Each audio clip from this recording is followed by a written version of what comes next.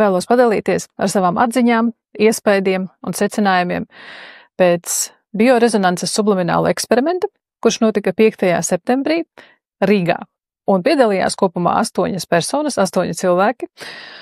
Un eksperimenta mērķis bija pārbaudīt, vai subliminālu klausīšanās ietekmē biorezonansē nolasāmo datu rezultātus, un ja jā, tad cik ļoti un kurā virzienā.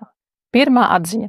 Ņemot vērā biorezonanses datus, sublimināli jeb klusie vēstījumi tiešām atstāja iespēju uz cilvēka smadzenēm visos gadījumos. Tātad mums bija 8 respondenti, un visos gadījumos neviens nepalika vienaldzīgs, un pētot datus un salīdzinot ar datiem, kas bija paņemti pirms sublimināla klausīšanās un pēc 30 minūšu klausīšanās, pilnīgi visiem cilvēkiem dati izmainījās. Otrā atziņa. Lielākajai cilvēku daļai subliminālu iedarbības rezultātā pacēlās enerģijas līmenis, un kā arī tika pastiprināti un aktivizējās visdažādākās orgānu sistēmas, tādas piemēram kā plaušas, bronhi, iekšējā gremošanas sistēma, nieres, aknas un tam līdzīgi. Un to visu varēja ļoti labi redzēt šajās skalu salīdzinājumā starp pirms sublimināla klausīšanās un pēc 30 minūšu klausīšanās, pēc pusstundas tātad. Trešā atziņa. Vieni un tie paši klusie vēstījumi atstāja atšķirīgu ietekmi uz dažādiem cilvēkiem. Pirms paša eksperimenta visi respondenti drīkstēja iepazīties ar afirmācijām, ja pozitīviem apgalvojumiem, kas tiek translēti šajā subliminālā. Sublimināls bija pilnīgi tīrs, bez fona mūzikas, bez kaut kādiem papildus trokšņiem.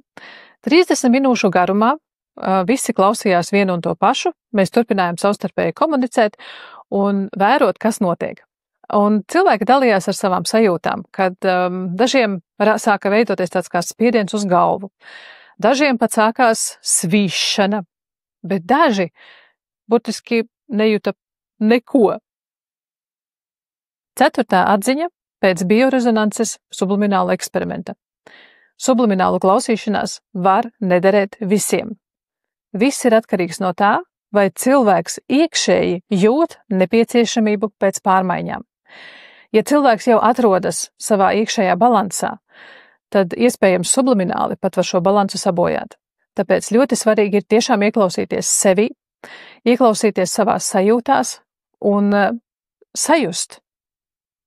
Esmu balansā, ar mani viss ir kārtībā, vai tomēr iekšēji ir nemiers, vai tomēr iekšēji ir kaut kādas bailes, vai tomēr iekšēji ir jūtu, kad ir kaut kādi limitējošie uzskati, kaut kas traucē un dzīvot brīvi un ar vieglumu. Tad sublimināli var būt tieši tavs rīks. Kas gan tas būtu par eksperimentu, ja pēc tā nerastos vēl papildus jautājumi?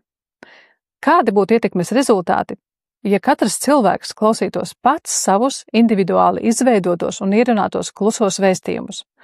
Tā teikt, programmētu sevi pats ar savu enerģiju, pats ar savu balsi, pat ja to nedzird. Cik liela loma ir sieviešu un vīriešu dzimtēm subliminālos translētājai informācijai? Jo mūsu eksperimentā pavisam nejauši parādījās vīriešu kārtas pārstāvis, kurš arī bija ar mieru piedalīties un ļaut sevi testēt un pārbaudīt.